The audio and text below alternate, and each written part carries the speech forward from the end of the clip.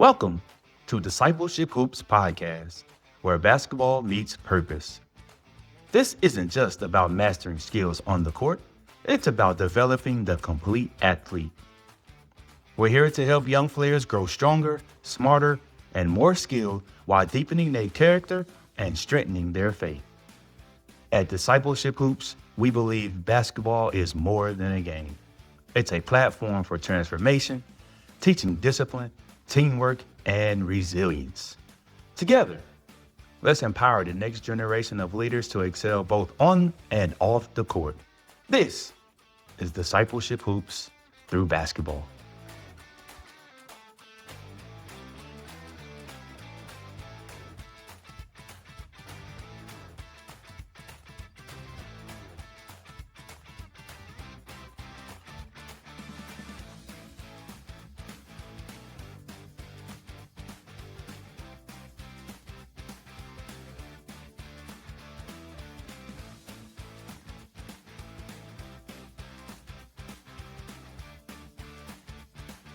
Welcome back to another edition of the Discipleship Hoops podcast. I'm your host, Jimmy. Thank you all for sharing and liking and subscribing and commenting and all those things that you do out there. I truly appreciate it. It's because of you that I have this platform, just to, like I say, bring the people what they want. All right, so keeping in tradition with phenomenal guests, none other than to my left, Coach Chris Goodman, Hartfield Academy. Coach Goodman, thank you for coming out today. I truly appreciate you joining me. Yeah, absolutely. Thanks for having me. I'm not sure I'd go as far as say phenomenal guest, but I'll take that compliment. All right. So, obviously I know you, we work together, but for those out there in podcast land that don't, introduce yourself to the world. Absolutely. My name's Chris Goodman. I'm the head boys basketball coach here at Hartfield Academy. Just finished my third year as the head boys coach, fifth year in total. Before that, I've worked at East Rankin Academy. I've worked at Jackson Prep, just down the road. And then before that, I was coaching in college for 4 years in Arkansas. So, yep. All right. So let's start right there. All right. Yep. Let's hop in right there. Jackson Prep, East Rankin, and now Hartfield. What made Hartfield the right fit for you? Oh man, there's so many things about Hartfield as a school that just kind of made sense. So, in my past experiences here with Mississippi private schools, Jackson Prep, everybody thinks Jackson Prep, they think elite academics. And of course athletics as well, but elite academics. When you think East Rankin, basketball-wise, East Rankin is a basketball school. Hartfield kind of put together the three-headed monster of up-and-coming athletics with the hope and the goal to be really, really good. Up-and-coming academics as well. Our academics here at Hartfield has obviously grown, and then the third thing, which I'm sure we'll talk about a lot today, is the faith-based. Yep. Making sure that we're not just doing things to win at all costs. We're doing things in a way to help kids win at life. And so for that, it was just kind of the perfect trifecta. Yep. And that's what brought me here, right? Is Yep. Basketball is one thing, but then having that faith element attached to it was like, I was like, yeah, that's the place that I want to be as a coach, that I want my kids to be, as a parent. And it just was the right fit, to your point. Yep, absolutely. So you said that this is your fifth year, right? Mm-hmm. 3 years as head coach, 2 years assistant under the great Coach Bill Ball. Coach Ball, legend. So all your stops, right? Whether it's coaching girls at East Rankin, time at Prep, now ending your third year as the head coach, what did you learn from Coach Ball, and what have you brought together from all those other stops to become who the coach you are today? I think I still learn from Coach Ball.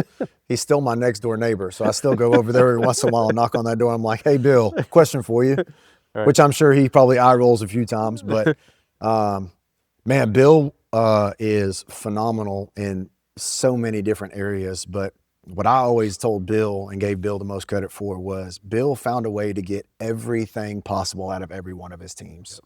If his team was a 500 ball club, he would find a way to go 20-10, and then he'd go, hey man, I got everything possible out of that team. Yep. If his team was, potentially a third or fourth best team in the league, he would find a way to have him playing for a championship come tournament time. Yep. Bill was phenomenal, and it still is phenomenal at whatever it is within that team and within that program. He is going to get every ounce out of them. Yeah. And so I've coached against him for 3 years here in the state of Mississippi, and then coached with him for 2 years here. Like, that was my biggest thing, was how can I figure out to get that? Right. And that's easier said than done. Yeah, yeah. But Bill is phenomenal at connecting with guys, but also getting, like I said, every single thing possible out of them. Thank you to Season 2 sponsor, Dogwood Pediatric Dentistry. At Dogwood Pediatric Dentistry, they go far and beyond providing top-tier dental care in Flowood. They create a warm, fun, and compassionate environment where your child feels safe and valued. Their mission is to partner with parents in nurturing healthy smiles throughout your child's formative years. They are committed to offering state-of-the-art care while ensuring every visit is enjoyable and stress-free. Dogwood Pediatric Dentistry. You can reach them at 601-992-0007 or send them an email, dogwoodpediatricdentistry@gmail.com. Thank you, Dogwood Pediatric Dentistry. Yeah, me watching him from the sideline and from the bench the past couple of years, he has such a way of, like, yelling at you, but also praising you at the same time. Yeah. Like, I was like, it's a gift. If I could figure out how to get right there, it's like he yell at you, but at the same time he's pumping you up and getting you back out there ready to go. Like, it's masterful how he does that. And I've seen him do it before where he's gonna love that I tell this story. I've seen him do it before where he's got his arm around somebody and he's chewing them. Yeah. But everybody behind him's like, man, look at him loving on that kid. And he's chewing the kid. And then at the end, he's like, hey, man, I love you. Pat him on the belly. Right. And we'll just keep moving on. So, yeah, I mean, that's another one. Like, he's got a gift. He can yell at you, but he's encouraging you at the same time, and he's loving you at the same time. But at the same time, he's still chewing you out. Right. So with all those things, said and following him and coming up, coaching with him, what have you took and made Chris Goodman's? Oof. Well, look, so my coaching background, I've been blessed enough to, by the time it's all said and done, I will have worked for 3 Hall of Famers. Yep. When I was coaching in college, I worked under a guy named David Farrell, who has over 600 career wins, probably close to 700 career wins now in the state of Arkansas. He's already inducted to 1 Hall of Fame. He'll be inducted into another one before it's all said and done. I've worked under Tim Wise at Jackson Prep. Everybody knows what Tim Wise did at Jackson Prep. They won back-to-back overall titles. Tim is phenomenal at what he does. He is a defensive guru. He is great at connecting with kids and getting kids to buy into his system. Mm-hmm. And then Bill Ball. And again, he's already a Hall of Famer. Right. I mean, so what I have tried to do with those 3 guys in specific is I was just trying, and I try to tell, like, our younger guys, our younger guys now, like, hey, man, as much as you can, be a sponge. Right. You need to soak up as much as you possibly can. Did that mean that I always had the same personality with all 3 of those guys? No. My personality is loud. Yeah. I hold people to a high standard. I love on kids. But at the same time, I do have to be authentic to me. And so, the things that I've taken from Tim is, trying to get guys to buy in on the defensive end of the floor.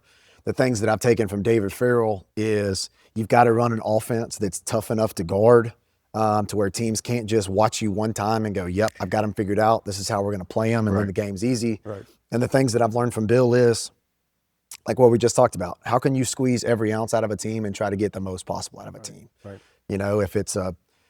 If it's motivating every single day, if it's in the weight room, if it's seeing each other up and down these hallways here at Hartfield, whatever it is, Bill does a phenomenal job of connecting with kids. So he knows what buttons to push. Yep. So he knows how to get everything out of those kids. And again, I tried to learn as much as that as I possibly could working from Bill or under Bill. And it's still something that, like I said, I still go right next door every single day, and I'm like, "Hey, Bill, I got a question for you." Right. So, by no means do I feel like myself, Chris Goodman, has arrived, quote unquote. I still learn things all the time, but from those 3 guys, I mean, that's 3 completely different mindsets in a way. Yep, so, yep, that's true. So let's You and I, just in the huddles and the locker rooms, we talk a lot about, we preach attitude and effort, right? The two factors that players control 100% of, right? Their attitude and their effort. So when it comes to defining the culture, you talked about faith being, a part of it, right? The center of it. So when it talks about Hartfield basketball culture, what would you describe the culture as? Yeah, so I'll touch on, attitude and effort first. So as you know, but if you haven't ever seen me coach, I'm pretty, I like the word passionate. Passionate sounds better than just loud and screaming all the time. So, but yeah, I'm big on, the two things that you can control on a daily basis is your effort and your attitude. That can be spiritually, that can be physically, that can be academically in the classroom, that can be with relationships, that can be with whatever. So you can't always control what hand you're going to be dealt. Right. You can't control who your parents are sometimes. You can't control your friends. You can't control, you've heard me say it, what they serve in the cafeteria every single day. You got a math test coming up and you thought you did a pretty good job on it. Man, you tanked it. Right. Well, you still got to show up to math class the same way tomorrow, and you still got to keep going and find a way to respond.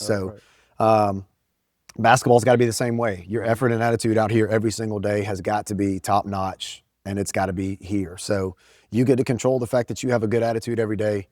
You get to control the fact that you give good effort on every single play. And I think that's one of the biggest things is that when guys understand that that's the standard that I'm going to hold them to, it's not, hey, Jimmy, I need you to score 30, right, and I need you to guard whoever's best player. Right. It's, no, man, I need your best effort, and I need your best attitude every day. Right. And if you're not going to give that to me, then I'm going to get on to you. Yeah. But if you can give me those two things, we can make everything else work. And that leads into guys kind of buying into that thought process. Yeah. And then the team buying into hey, man, I know you're not giving your best effort right now. Right. You know he's going to be mad if you're not giving your best effort. Right. So you have to give your best effort so that we can be successful. That's good. In that sense. That's good. So. Yeah, that's good. That's a good point when you put it like that. Today's players, they want a lot of freedom. Right? They want a lot of freedom without any responsibility. Yeah. Yep. And so, again, we talked about you working, with great coaches. Just your playing style, though. You played high-level basketball in Texas. It's top notch, right, when it comes to just the game itself. So your playing days, have you or what have you brought with you from your playing days to your coaching days? Like, what have you brought with you? Well, you and I always make that back in my day, Joe. Yeah. So, the way that I grew up was in what we would call old school motion. Yeah. You got, one guy that slips to the rim, one guy that comes to the ball. We would set, pin downs, flare screens, back screens, ball screens. You name it. There was always, a freedom, as you said it, right, element to motion. Right. You would kind of have that freedom to make a read coming off a screen and to do this. And then I played for a guy in college, Thad McCracken, who was phenomenal at what he did. And he was I want to give you freedom within a controlled setting. Right. And so that's probably more so where I lie, is I want to give you freedom in a controlled setting. So I'm going to let you get out and run in transition, and I'm going to let you explore things in transition. But if you don't have it, then we're going to pull the reins back in, and we're going to play basketball kind of in a controlled more setting. Yeah, right. And our teams the last couple of years, 2 years ago, we played for a 6A state championship here on this floor right here. We lost to JA in double overtime. That team didn't need rules. They needed freedom. Right. Okay, well, in that case, my job is to, hey, look, here's a little bit of stuff. Right. Y'all take it and go. Right. I'll be here to call a timeout. I'll be here to call defense. Y'all take it and go on the offensive end. Right. But then, obviously having other teams on the complete opposite side of the spectrum, like, ooh, that team can't play with freedom. Yeah. So that team may need a little bit more routine or pattern. Right. And still give them the freedom to do things within the routine and the pattern. Right. Which is easier said than done because coaches, as you well know, to my other coaching colleagues out there, sometimes we are control freaks and we don't like to give up that control. Right. And to quote a really good friend of mine and who coaches girls basketball right now in Texas, our job security relies on 15 to 18-year-olds making the right decision. Right. Well, then you go, oh gosh, this is terrible. We don't want to give 15, 18-year-olds the freedom. I want to script it. Right. But at the same time, if they're so scripted and they're so bolted down and they're so this or whatever within a system, then you built robots instead of basketball players. Right. And I know you and I, Jimmy, talk about it all the time, but we don't want to build robots. We want to develop basketball players, and that's the biggest thing. Yeah, that's good. And so one reason why you and I work really well together, in my opinion, is like watching you the past 2 years, you are a master when it comes to X's and O's. Like, thank you. Like, it's like, I don't know what goes on in the chemistry class or calculus class, but I imagine like somebody that knows chemistry but doesn't know any basketball, when they see how you script X's and O's, they'd be like, what is this, Mandarin? You do a phenomenal job at X's and O's and getting players in the right position to be successful. And so with all what you just said, like, would you lean more towards players that can execute within a system, or players that know the system but can have the freedom to kind of maneuver, like, for example, right? Like Wiggy Ball, right? Mm-hmm. Wiggy was a master at executing in the system, where there's Pepper, who knew the system like better than anybody in the gym, right?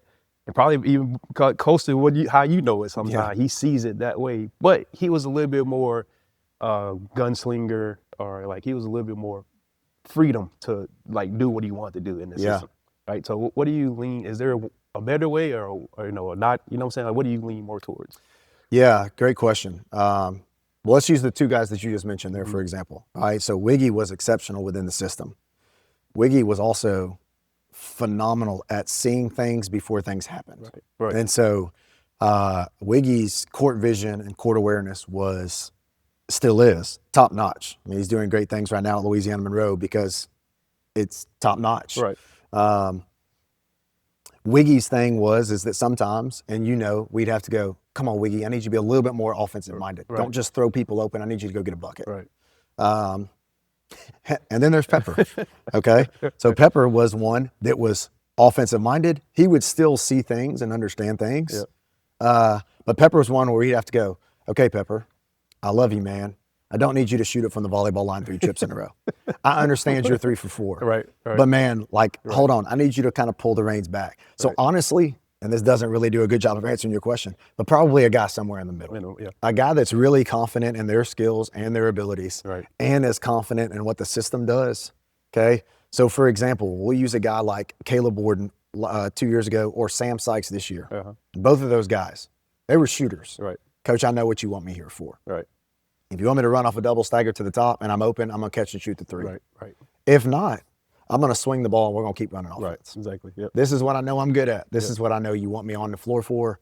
And so, having guys with, again, the confidence level in their own personal skills and abilities, the confidence level within a system, and those two kind of combining to make a perfect marriage, to where it's not like man, I need more out of you offensively when you're a really good offensive player, or, hey, man, I know you're a really good offensive player. I have to pull the reins back just a touch because there are certain times where you may potentially shoot us out of it, kind of a deal. Yep. So, but yeah, I mean, and that kind of goes back to the question that you asked a second ago about kind of giving them the freedom to go play is, hey man, if you can have the confidence in your skills and have the confidence in our system, you'll have the freedom to go play. Right. I'm not going to yell at you for that type stuff. Right. However, sometimes today's player, we'll go back to the back in my day comment. Sometimes today's player is, I have overconfidence in my skills and not enough confidence in the system. Right. Which means I'm going to shoot Steph Curry 3-pointers when I'm not a Steph Curry shooter. Right. Yeah. Okay. Well, you have too much confidence in your skills, buddy. Right. I'm sorry to tell you, I have to now be a bad guy and bring you back down to earth. Reel it back in. Yeah, we got to reel it back in a little bit. Or, sometimes the opposite. You got guys, like I think on our team this year, like a Dylan Harris type, who has the skills. Right. Dylan doesn't have as much confidence in his skills within the system. Right. Okay, well, Dylan, I've got to figure out a way to put you in a position where I can give you the confidence within the system for you to go make a play. Yeah, that's true. And so, again, that's kind of goes back to, again, your previous comment or your previous question about hey man, the freedom, what does the freedom look like? And I think that's when there's a perfect marriage of the confidence of skills and the confidence within the system, and not an overconfidence of one or the other. Yeah, that's true. That's good. I mean, like this, our program coming off the last 2 years, right? Mm-hmm. Two runner-up championship games, Mm-hmm. 2 Final Four appearances and overalls. Yep. So, and the MAIS, right? Coming from, you've seen the spectrum, right? You've seen here, you've seen the prep, you've seen East Rankin, and you just like it's a community. Yep. MAIS is a community, a big but small community. Yeah. And so the past few years, Hartfield, football has been dominating. I think they went to 4 out of 5 championship games. That's about right. Like that. That's about Something right. like that. All right. So now basketball is we've been there in the championships back in 2020-21 season. And so as part of the Big Four, right? Where it's prep, MRA, who am I missing? JA, and us, right? Yep. Typically when people see the Big Four, they probably put us at number 4. Typically, right? yeah. Typically that's how it goes, right? So how do you keep players focused? How do you manage expectations of parents, of the community, right? And of the, staff, administration, right? How do you balance? How have you been able to balance that? How have you been able to hold that all together and keep players focused on the goal? Yeah. So, a couple things. So yes, typically, I mean, like goodness, we saw it this year. I don't keep up with polls. Mm-hmm. You're better at that than I am, Jimmy. And of course, if there's a poll out, all of your players know it, regardless of if it's John Doe from wherever, Mississippi. I mean, if he puts a poll out, somehow all of your team knows it. Right. I'm horrible at that stuff, so I don't ever know it. But I think that goes a couple of ways. First of all, kind of like what we talked about earlier with the faith aspect of, do I want to win games? Absolutely. I'm super competitive. I don't do well with losses. We don't sleep well after losses. You go to the drawing board. If you're crazy like I am, I go back and I watch film after losses the night that it happens. Yeah. Like it is what it is, because you just try to find a way to fix it. But at the end of the day, again, like what we talked about earlier, the effort and attitude thing, did our guys give the best effort, and did they have the best attitude throughout it? Right. And sometimes they don't, and you lose a game, and that's the ones as coaches that I'm like, oh man, like gosh, we've got to be better in this aspect. That means I need to be better in this aspect to make sure that they're ready, so on and so forth. But also at the same time, while we're all competitive, like winning a state championship is going to last for about a week. Yeah. And then that expectation and that kind of high, quote unquote, that you get off winning a championship is going to go away. Right. And then you have to figure, if you're a junior going into your senior year, you start readjusting goals. Okay, well, senior year, how do I repeat it? Right. If you're a sophomore going into your junior year and you're a sophomore that didn't play much, okay, well, how do I get playing time as a junior? Right. But if you're a senior and you're moving on now to a freshman year of college, whether you play basketball or not, the expectation is no longer, hey man, cool, I won a championship. The expectation is now, okay, well, that basketball team is done. Right. How am I still a good functioning member here in the society and in the community and all these kind of things? So to me, with like our school administration here at Hartfield, with our parents, I try to let them know, like, hey, look, yes, we're going to coach them. We're going to coach them hard. Yep. They're going to get mad at me some days. Yep. They're going to love Jimmy because Jimmy's going to be the calm to Coach Goodman's storm. Coach Goodman's going to yell at him. He's going to tell him, maybe on this day you weren't good enough. Hey, your attitude stinks on this day. Hey, man, you just look like you've never played basketball before, whatever it may be, to try to tell them, like, hey, look, I love my guys. I love my guys. Right. And we do that through preseason type stuff, which we can talk about again in just a second. But we do that through preseason stuff. But at the end of the day, I love my guys so much that wins and losses aren't going to define their basketball careers. Right. Right. Wins and losses are a cherry on top to whatever else that we get to do with them. So, their wins and losses of, like right behind you, Jimmy, is banners, state championship banners. There's some more back there. And yes, I would love to have another one up there. Mm-hmm. But at the end of the day, like if you go ask, the guys that we just mentioned, the Wiggy Balls, the Pepper Wilsons, the Sam Sykes, the Caleb Wardens, the Noah Sensings, the Memphis Kings, they know. Right. Like my identity isn't in that banner right there that says boys basketball state championship. Right. My identity is, number one, it's through Christ. Yep. Who am I with him? Yep. Okay. Who does he say I am? Who am I through him? Right. And then they know, hey man, I'm a student athlete. I'm not an athlete who's a student. Right. Right. So now they know, oh man, like if I don't do well in the classroom, Coach Goodman's going to chew me out for it. Right. Which means, Right. like, me, Jimmy, if they have below an 80, I get a grade check. Right. Like, I'm going to chew you out if you don't have an 80 in a class. Yeah. Which means you may need to move away from the cute girl that's in your classroom so that you can focus on chemistry and not biology or whatever it may be. Right. And then lastly, athletically. And then if you can understand that I'm going to love you spiritually, I'm going to love you academically, athletically is just kind of another one where we're like, hey man, I got you. Yeah. And I'll fight for you, we'll take care of everything. Yeah, it's very true. As coaches, it's you're an example and a leader of young men. Mm-hmm. And so sometimes it can be a thankless job. Yep. Because a lot of people only see when the lights and scoreboard come on. They don't see all the conversations and practice in the locker rooms and behind closed doors and all the loving that we actually have to do and butt chewing and kicking that we have to do, right? Yep. So being a leader in that way is often it's especially when you have a family and a job, right? So there's a lot of things that we have to balance and manage. So when it comes to leadership, we talked about Wiggy and Pepper, where Wiggy was a verbal leader, right? When he talked, everyone else sat down and listened. Yep. Pepper was more of a, not so much verbal, but I'll just show everybody how to do it with my play. That's right. Right. He was that type of leader. So, going into to next year, we have we're top heavy with seniors, but we're gonna have to rely on the freshman class and the sophomore class to get us to where we need to go. Yep. Right. So, how have you started forming to build and to grow and to create a leader from that young group coming up? Yeah. So I think that kind of goes back to what I just mentioned a second ago. Like your preseason, which depending on the basketball coach you talk to, their preseason started 2 weeks ago when they got knocked out of the tournament. Exactly right. Okay. So your preseason is vital for a couple of different reasons. Number one, my thing is that in the off season or the preseason or whatever it is that you would like to call it, during this time, there are two things that as coaches we have to do. Number one, I've got to figure out from my guys what makes them tick. Yep. Okay. What is their why? Why do you play basketball? What is the reasons why you do it? Who do you do it for?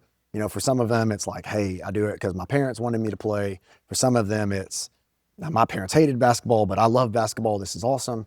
For some of them, like Wiggy and Pepper, I want to play college basketball. I just want to get there. Right. Just let me get there. Right.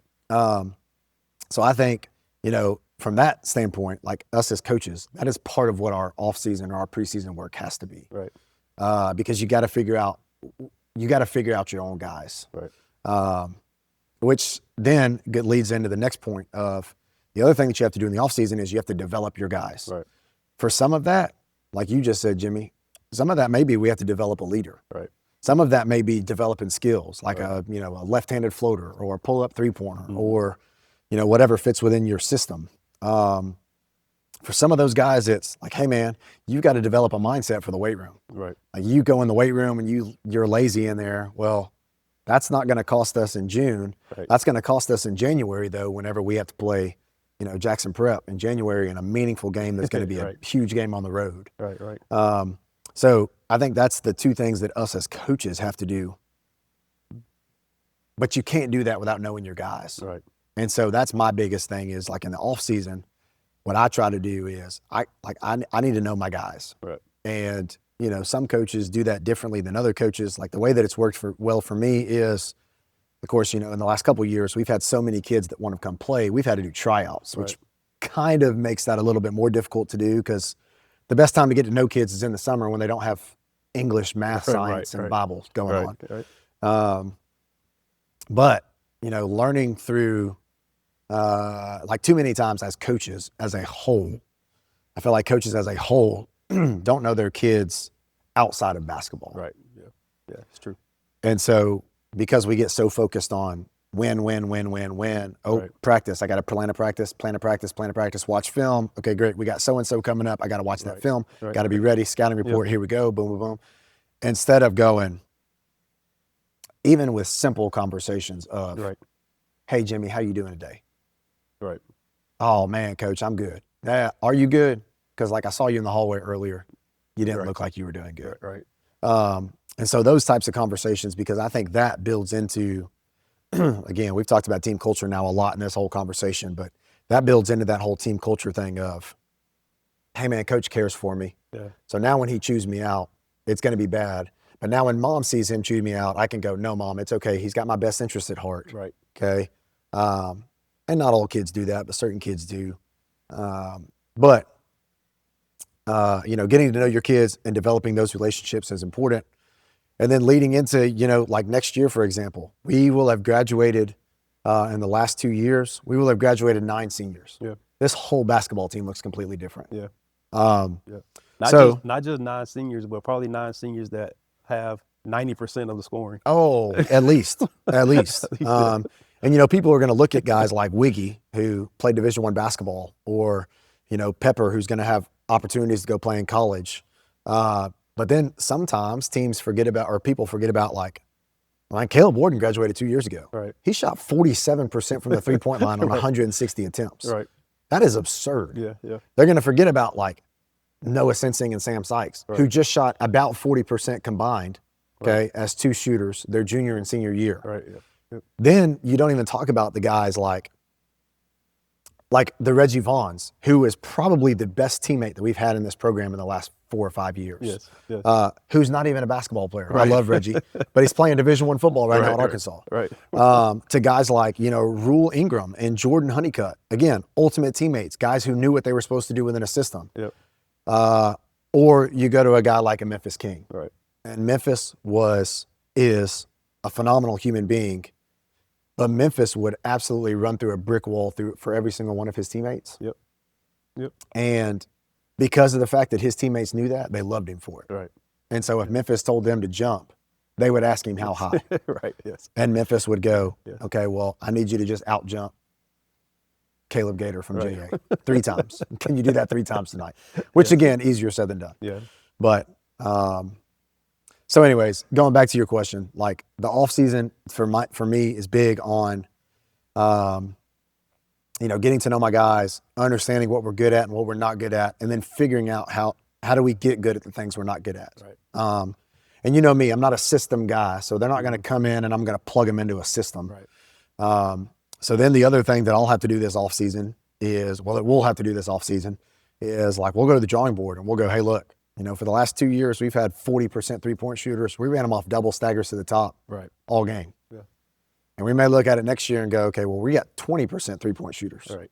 We don't want to run 20% 3-point shooters off double staggers. Right. We want to attack the paint. Yep. Okay, well, that may look more like dribble drive or more like, a true old school 4-out 1-in motion or Princeton or whatever it may be. So as I get to know my guys, as I get to understand what ticks for them, then sitting back and just kind of watching and observing and going, oh, okay, we got some pieces here or missing pieces here.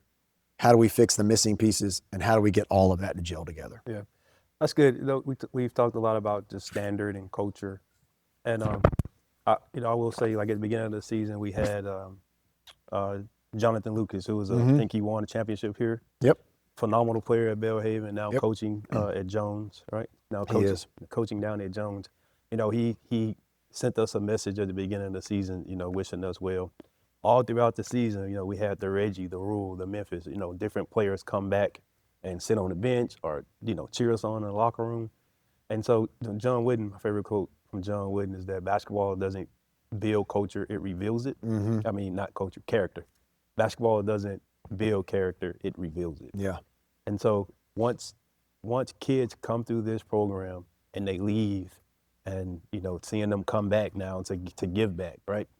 What do you want people to when they see them and they know that they're a part of basketball, what do you want people to say about your old players?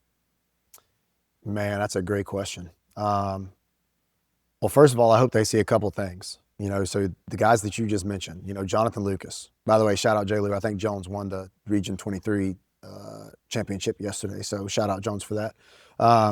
But so you mentioned guys like Jonathan Lucas. Jonathan Lucas comes around, and Jonathan Lucas didn't play for you or me. Right. Like, to me, that's one of the coolest things of, like, hey, man, we've got alum that still come back here every once in a while. And, I mean, because this is their home. Right. So What I like for people to see is that when guys come back, so guys in recent years, guys like Dawson Pike, who's actually coaching at a school down the road from us right now. When Dawson Pike, comes into this gym, okay, I hug him. Right. That's my dude. Yeah. Yep. When guys like Melvin Collins, who is playing Division I football right now, when Melvin Collins walks in this gym, I hug him. Yeah. When Reggie Vaughn comes in this gym, I hug him. Right. Memphis, Caleb, Wiggy. I got 3 guys that are about to graduate, but those 3 guys, when they come back, same way. When all those guys come back in this gym, I hug them. Right. Because when I want people outside, people sitting in those chairbacks right there in front of us, people walking up and down that hallway, people who, like visiting people who see Reggie Vaughn sit in the 15th chair on the bench. Right. When he's playing football right now at Arkansas, and he's waving a towel just like he did this time last year Right. when he's wearing a jersey. Yep. Is I want people to see, like, hey man, this is not a basketball team. This is a family. Right. Right. That's what we are. Right.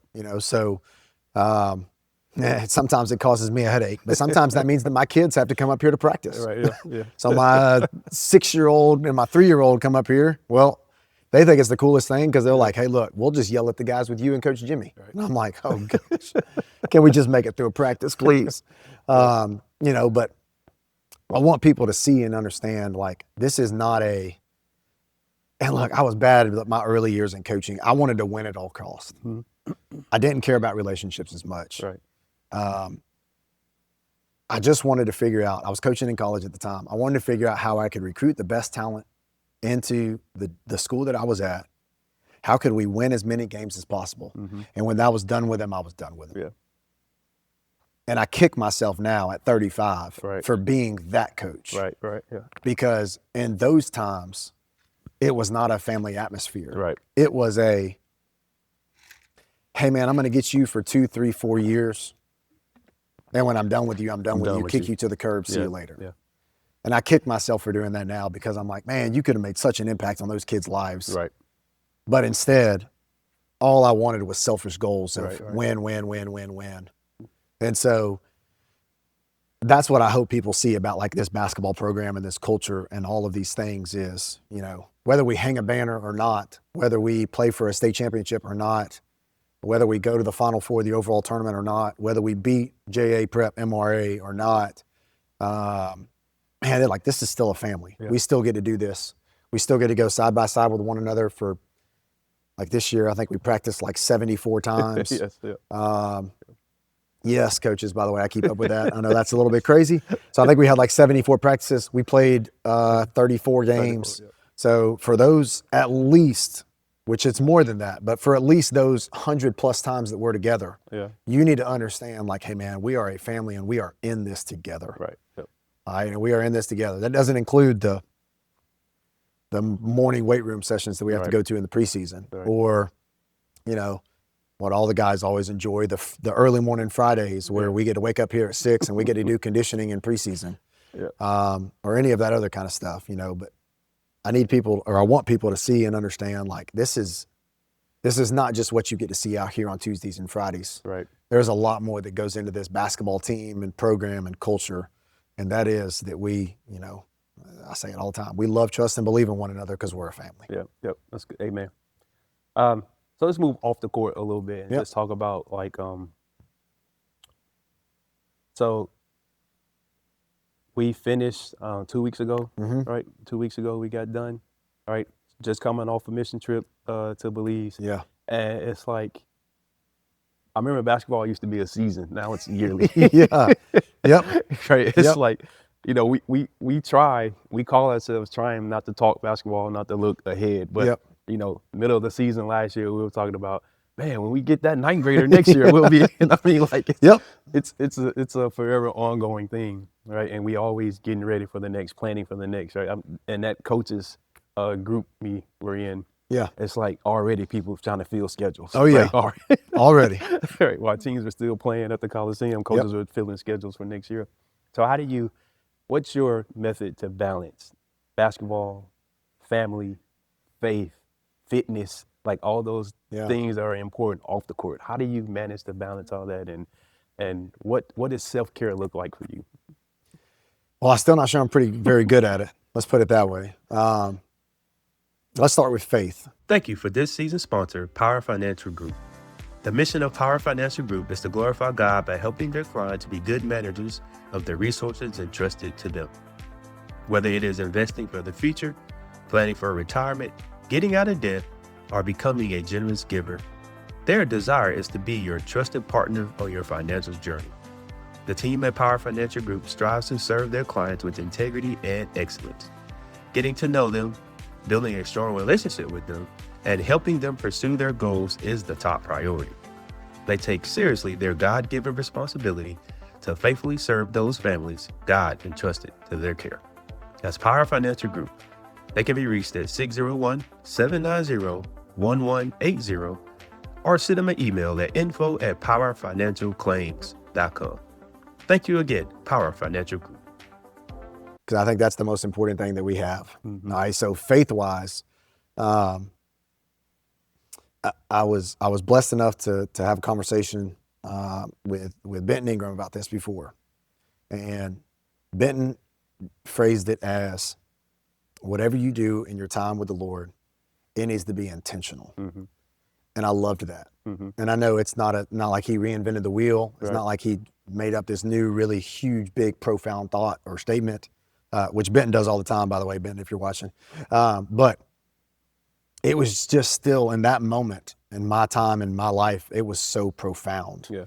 Like, hey man, whatever you do, you have to be intentional with your time with the Lord. Right. So what that looks like for us right now in the Goodman household is, as we're trying to get kids' shoes on the way out the door to East Campus every day, Right. like, hey boys, we're gonna listen to a devotional today on the way to car, or in the car. And so for those 10 to 15 minutes while I take my kids to school, Right. they get to hear it and they get to see it too. Right. Right. So we listen to a devotional. We get to listen to scripture, somebody breaking down scripture. Maybe we'll get to listen to a worship song. And at that point, I am at peace about the start of my day, even if the morning was crazy hectic. Right. And for those of y'all that have kids, y'all know it. Like, sometimes getting 2 kids ready to go to school and making sure everybody makes it out of the house alive in the mornings is a success. Yes. Yes. But you know, for that 10 to 15 minutes in the car where we're listening to a devotional, it's kind of like it's God's way of saying, like, hey man, I got you today. Right, right. We're gonna be okay. Yeah. I know you're stressed. Right. I know you're tired. Right. I know it's the middle of basketball season. And I know you got back at 12 o'clock last night. And I know you play again tomorrow night at 7. Right. So which means you got one day of practice to get ready for everything. You're gonna be okay, I got you. Yeah. So faith-wise, that's one of the most important things that I do is I try to be intentional about my time. Listening to a devotional, closing my door for 5 minutes and just praying, Yep. closing my door right when we get done with lunchtime, and right before you and I sit down and start planning a practice or Right. planning a workout time of, you know, hey man, I may grab my Bible out. Like, I don't know. I don't really know what I'm looking for even at this point. I just need to have it open. Right. And being intentional in that. And then of course, you know, you got to be active on Wednesdays and Sundays. So Yeah. we're blessed enough to host a home group on Sunday evenings, which is awesome because they're not basketball people. So on a Sunday night, if we're playing on a Tuesday night in a state championship, you know, Yeah. a month ago, Right. I'm going, all right, y'all, I'm so glad y'all came. I'm so sorry. I've got to go in my room and watch film. And they're like, what are you watching film for? Right. I didn't even realize basketball coaches watched film. And I'm like, you know what? That is humbling for me. And that's exactly what I needed. Because you know what? In these times, Yes. we think that basketball runs the world. Right. And basketball doesn't run the world. Right. Right. Yeah. From a family standpoint, what I try to do is, man, I try to absolutely disconnect from basketball when my kids are awake. And so my kids go to bed about 7:30 or 8 o'clock. And so when my kids go to bed, I will lift open my laptop and I will get to work on basketball. When my kids are awake, I try to be a dad. That's good. Yeah. I try not to be Coach Goodman at that point. I try to be dad. And listen, it's hard because there are certain days where, man, we stunk in practice. Yeah. And I got to go home and I'll sit in my truck for about 30 seconds. And I'm like, man, I got to go inside and I got to be a dad. I got to go help Amber get dinner ready, or Amber's already cooking dinner, which means I got to entertain the kids for a little while until dinner's finished getting ready. And all I can think about right now is the fact that we can't complete 3 passes in 3-man weave. Like, I can't figure out why we can't do that. Yes. Right. But in the time when my kids are awake, Yeah. I try to even put my phone in a different room because I know that if I have my phone, I'm going to text you thoughts. I'm going to text you questions. I'm Right. going to go, golly, Jimmy, why were we so bad today? Right. So trying to even put my phone somewhere else to just go, okay, look, I'm going to be intentional. Again, Benton's point, be intentional with your time. Okay, for these next 2 hours, I'm a dad. Right. Yep. I'm not a basketball coach. I'm a Right. dad. Right. Fitness-wise, it's a lot easier out of season than in season. Something about having an extra 2.5 hours in the middle of your day Right. where you can find time. In season, honestly, kind of the whole get in when you can get in kind of a deal. You know, even if that's putting your AirPods in and just walking. Right. If that's, you know, like certain times during season, that is like, hey man, I can't sleep and it's 5 o'clock in the morning. I'm just gonna go lift. Yeah. You know, or I'm gonna go walk around my neighborhood or go for a Right. short run or whatever it may be, and just try to stay at it like that. Yeah. And then I should have mentioned her before, but relationship-wise, of course, my wife. Yeah. That's the one who coaches. By the way, if y'all are married, y'all know this. Man, like she's a single mom most nights of the week during basketball season. Yeah. So what I try to do is, again, you know, like on Saturdays and Sundays, if we don't have anything going on or we're not practicing or open gym or playing a Saturday game or whatever, on Saturday and Sunday, I just try to be present. Yeah. Which again, easier said than done because I want to get on this phone so bad and I want to pull up Huddle and I want to watch, you know, whoever we're playing on Tuesday. Or, you know, I've got a reporter calling me about, hey man, you know, you either won or you lost a tough game on Friday, you know, to give me some quotes about it. Right. And I want to text back right then and I'm like, hadn't seen my wife in 2 days. Right. I probably need to spend some time with my wife and then I can answer them if my wife wants to go lay down, take a nap, or, Right. you know, she's going to go take the boys to a birthday party or whatever, and I got time. But listen, I really try to be, you know, especially in regards to my wife, to try to be as supportive as I can be when I'm home. Yeah. And so sometimes that just means, hey, can you go do the dishes? I got them. Right. Yep, I got them. I'll wash all the dishes. You got the kids for the last 2 days. I got the dishes. Yeah. Sometimes that is, you know, her telling me on a Saturday afternoon, like, listen, I've cooked for 3 nights this week. I just need you to cook. Right. I got it. Cool. I'll do the dishes whenever we get done. I'll cook. We'll handle this. We'll do whatever. And sometimes it is, I've had the kids for 3 nights this week. I got to have some silence. They are yours for the next 2 hours. And I go, okay, cool. Me and the boys are going to act a fool for the next 2 hours. We're going to shoot Nerf guns at each other. We're going to play basketball. Yeah. We're going to go hang out outside, whatever it is. So in those moments with Amber specifically, it is to be as supportive as I possibly can so that she doesn't feel like she's all alone in this during basketball season, which is hard to do because, again, coaches' wives, Right. not only do they have to do that on a daily basis, then they get to sit in the stands and hear all the terrible things that they think about coaches and have to most of the time keep their mouth shut about it. So, you know. Yes. Yep. So as we get ready to wrap this up, I have a 3-part question for you. Okay. So advice, right? So what advice would you give to young coaches? And the advice can't be don't do it. To young coaches that's, you know, year one of you know, their coaching career, right? Year two, right? And just how to balance all the things that comes with coaching, faith, family, and all those things. And then to parents, right? To parents that sit up there and they see, you know, little Johnny, you know, not getting the playing time that they think they should have, right? And then also to players like little Johnny who's not getting the playing time. Hey, you know, one thing though, I always say, like, you know, Fun and I always talk about this, and I say, like, parents don't know what goes on in practice and in locker rooms. Yep. They just see when the lights cut on, and they want to know, man, why is he not playing? Why is he only playing 2 minutes, right? And I mean, then players, right? Players, like, they have their own misconception of themselves sometimes. Yep. Right. And how, man, I should be, you know, playing before them, or why I don't get to play. And one thing I challenge parents and players with is go look anywhere in the world at any basketball program and show me where all 20 players play the same amount of time. Yep. Right? Like, it just doesn't happen at this level. That's right. Maybe at upward, maybe 56, year old, they have to play the same amount of time.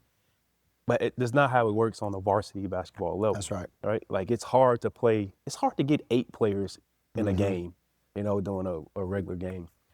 And then, other thing is that I, try to tell parents is like, when players come to us in season, it's not our job to make them a better player. Correct. Right? Yep. It's our job to take what they come to us with and plug them into whatever plays we run in and try to make them successful. That's right. Right? We don't have time to individually help players work on their left-hand layups. Yep. Right? We just that's not our job, number one, and we just don't have time to do it. Yeah. Right? During the course of the season. It's hard to do. Yeah, when we're in the season.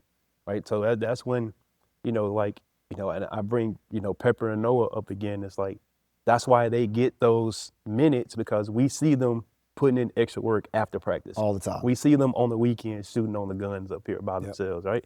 And you and I, we always say, like, it's a phone call. Coach, can I use the gym? That's right. Absolutely, you can, right? Yep. So I'll meet you up here. I'll come unlock the gym and give you a ball to play, right?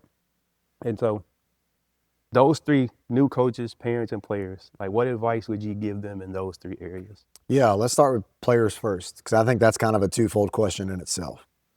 So number one, players. In the off season, the best thing that you can do is go straight to your coach right now and be like, hey, coach, I want meaningful minutes next year. What does that need to look like? What do I need to do? How do I achieve that? And look, 8 out of 10 coaches are going to go, cool, man, here's what you got to do. You got to get better at A, B, C, and D. Right. And they're going to go. I'm not saying every coach will do that. Certain coaches are going to get mad because they're going to think you're asking about playing time in the off season. It is what it is. Okay. But that is the first thing. And then going along with that, which you and I joke about sometimes too, is once you ask the question, you have to go do the thing. Right. You can't go, okay, cool. Well, I asked coach and he told me I'm not a good shooter, so I got to be a better shooter, but I'm not going to go shoot. Once you find the answers, and once you get the answers to the questions that you sought out, you have to go do the things then that your coach tells you. Right. It would be like if I told my child right now, hey man, your bedroom is a mess, go clean up your room, and him go, okay, cool, thanks. Well, if he doesn't clean up his room is still a mess. Exactly, right. So, that would be my thing. In season, and I know I'm going back to our culture kind of a thing now, but man, you gotta absolutely work your tail off in season, because my college coach, Thad McCracken, who I mentioned earlier, Thad was big on, you have got to make it to where I can't afford to not play you. Exactly, right. So what does that look like? Right. That means that you go all out every single trip. Again, we're back to the attitude and effort thing. It means that you have a good attitude every day. That means that you're staying after and you're getting shots up, or you're coming up here on your own time, like we just talked about with Pepper and Noah. Yep. Or even BJ Jones comes up here. He does that all the time. That means that, you know your stuff. Yep. As you know, it is a pet peeve of mine if a kid's like, hey, coach, what do I got to do to get on the floor? And then, maybe we won't give them an opportunity in practice to go try to do something, and they don't know what play we're running. Right. And I'm like, buddy, there's no chance. Right. I can't put you in a game because you don't even know what we're doing in practice. Right. So, during season, you have got to get to where, hey, man, I'm doing everything possible. There's no way my coach can afford to not play me in that moment. Yep. Parents, I know everybody wants babies to play. I want my babies to play. And right now I have a baseball player in our household, so I have not done a very good job. But everybody wants their babies to play. What I would encourage you to do is have your child have the conversations with their coach. Because if you have the conversation with their coach, you and I both know it, Jimmy. Yep. The coach's immediate response, and I'm guilty of it too sometimes. I try not to be. The immediate response of the coach is they're going to get defensive. Yeah. That's the first thing they're going to do. Yep. And so then a parent is going to go, well, that guy wouldn't even talk to me. Like, can you believe that? Coach Goodman is this and this and that and that. Right. We don't do it on purpose. It's just kind of like a defense mechanism. Right. Like we feel like we're about to get bombarded with questions, or even if you don't mean for it to be, we think we're about to get attacked. We just immediately go into defense mode. Right. No, I'm not having that conversation. Hey, your son's not good enough right now. Whatever it may be. we just immediately go into defense mode. Especially because it always, and not to interrupt you, it always seems to happen after a loss. Always, yes, always after a loss. Yes, After a loss. never after a win. Right. Never after a win. By the way, speaking of, I think you and I talked about this, I think off camera. Tony Tadlock, friend of mine, ton of respect for him and his program at Raymond. But I think Tony posted something on Facebook the other day about that. Like, man, he was talking about how blessed he was to be at Raymond because he's got, really good support. And Raymond, I mean, golly, Tony's got a powerhouse going right now at Raymond. But he was talking about like, man, he's seeing parents right now like bash coaches for losing in the Final Four. Right. If you make it to the Coliseum, y'all, could you imagine being disappointed and making it to the Final Four? Yeah. I mean, goodness gracious. But anyways, that's a completely different one. So parents, I would try to just encourage you, like, let your kids have those conversations. Basketball, especially high school athletics, is meant to be a growing moment anyways. Let your kids start having difficult conversations. Right. It is not easy for your son, but your son or your daughter need to hear it straight from their coach's mouth, and they don't need to go, okay, mom and dad went and talked to coach, and coach told mom and dad this and this and this. Right. When in reality, like, I know of some coaches that will tell parents whatever they want to hear to get the parents out the door. Yep. They're not going to do that to the kid because they love the kid enough. Right.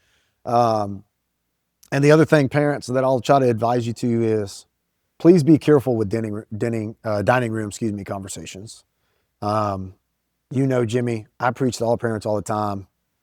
Like, we try to have this mindset of, we're a family, which we've already talked about. Mm-hmm. We have this really good, strong team culture. We do these things every day in practice. We do team building opportunities. We go on mission trips to Guatemala so that we can try to build a really deep bond with one another. Yep. Man, that can be ruined over one dinner conversation. Yep. If mom and dad come home and they're like, golly, Coach Goodman doesn't know what he's talking about. You should be playing more. He's stupid, or he's this, or he's this, and da-da-da-da. And all of a sudden, little Johnny starts going, ooh, maybe mom and dad's right. Right. Yep. Maybe it is his fault. Right. Maybe it's this, maybe it's this. Well, then, whether Johnny means to be or not, little Johnny is not the same player. Mm-hmm. And then, we use the phrase all the time here at Hartfield, like, you can't be fragmented. Right. Meaning when all five guys play, we have to be one unit. Five guys is one unit. Like the guys laughed at me last year, but like that's why we call our defense fist. Right. Because we're not five guys. We are one fist playing together. Right. And so, one dinner conversation can change, ruin, whatever it may be. And so I would just encourage that one. For young coaches, man, I would try to go, and coaching is such a networking thing nowadays. Which, listen, I'm not good at, but I would try to go network as much as you possibly can. Yeah. Go meet people. Go ask to watch other people's practices. When I was coaching in college, we were blessed enough to do that. Chris Beard, who's now at Ole Miss, was at Arkansas Little Rock at the time. We were able to go watch them practice. Little did we know at that time that Chris Beard had just taken the job at Texas Tech, and so we went to go watch not Chris Beard practice. But anyways, like, go watch people practice. Yeah. Go study film. I had a really good friend of mine who gave me coaching advice probably about 10 years ago of, like, we tell our guys all the time, like, you have to go get better in the off season, but as coaches, we have to go get better in the off season too. Right. Yep. So go study film. Even if it's an offense that you will never run or a defense that you will never run, just go learn something else. Right. So go learn a new leadership technique. Go sit and watch somebody else practice. Go ask questions to a Bill Ball type. And if you don't have one next door, send an email, call somebody, ask questions. Because in all reality, basketball is one of my coaching is one of my favorite sports, because everybody hates on you for not having experience, but you can't have experience until you get experience. Right. Yep. And so, the more day-to-day planning, or the more leadership, or the more X's and O's that you can have, helps your experience the first time that you get experience. Yeah, that's true. Yeah, that's true. I mean, even us, like, we went to watch ULM Absolutely. practice, And we brought that, what we saw them do in practice, and brought it back to our We brought practice. it back. We brought it back because different coaches do things different Yeah, yeah. ways. And they did what you and I would consider a hour and a half to 2 hour practice, and they did it in 45 minutes. Yeah, and we're like, holy smokes, man, that's awesome. Yeah. How do we get our 2 hour we- practice to look like that? yeah. And then we realized we can't do that. But it's okay. You just got to go learn Yeah. from different people and learn different things. And look, man, the worst thing that people can tell you is no. My wife tells me that all the time. So, ask coaches. Ask Chris Jans at Mississippi State if you can go watch practice. Right. Ask Chris Beard at Ole Miss. Ask Jay Ladner down at Southern Miss. Go ask Newton Mueller at Jones. Yeah. Go ask, Owen Miller at Mississippi Gulf Coast. You can name it. Like, coaches, for the most part, are open books. Yeah. Especially if you're a high school coach that's just getting into it. You got to go learn, and you got to be willing to go learn from different people on different things. Yep. Again, even if you never use it, it's still a great resource to use and have. Absolutely. All right, Coach Goodman, this has been great. And as we get ready to close out, I always like to close out with one final fun question. Okay, here we go. All right. And I give everyone the opportunity to answer. And I still love them regardless when they answer wrong. Okay. All right. So final question for the podcast world out there. Jordan or LeBron? Oh man, I grew up with Jordan.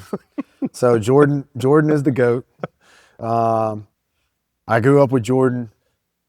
I watched how Jordan used to dominate basketball games back in the day. Yep. It's not meant to be a slight towards LeBron.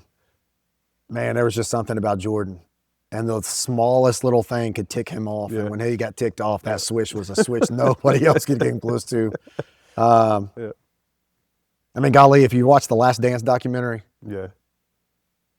now again, I'm biased because he's my GOAT, but if you watch the Last Dance documentary, you heard 15 times where he would go, oh, all that dude told me was better luck next time. Right. Or, the Orlando Magic story, like, well, 45 is not 23. Right. Or, oh, well, my boss liked the guy for the Phoenix Suns, Yeah. so I had to go score 40. Right. Like, Jordan just had a switch that nobody else could get to. Yeah. Yeah. And the way that he dominated the game was just in a completely different way than LeBron. But LeBron dominates games in ways that Jordan never could either. So, but yeah, I grew up with Michael Jordan. Michael Jordan's my GOAT. Yep. It didn't work out with the Charlotte Hornets, but he was phenomenal with the Bulls And the Wizards. The Charlotte Wizards years has been zapped from everybody's mind. Yeah, nobody wants to talk about him as an owner. We're just going to talk about him as the basketball player. Right. Not even when he played for the Wizards, nobody remembers those days. It's been zapped from memory. Oh, yeah. Yep. All right. Well, I appreciate you. Yeah, All right, man. Thanks for having Thanks for me. taking time. All right. Thanks. Thank you. And that wraps up another episode of the Discipleship Hoops podcast. If today's conversation added value to you, do me a favor, like it, subscribe to the channel, and share this episode with a coach, a parent, or athlete who needs to hear it. If we're building something bigger than basketball here, we're building leaders. If you or your business would like to sponsor an upcoming episode and partner with us in impacting the next generation, visit our website at www.jimmyLlucas.com or send us a direct message. We love to connect. Until next time, keep raising the standard, keep leading with purpose, and remember, the game is the platform, leadership is the mission. Believe, feel, ball.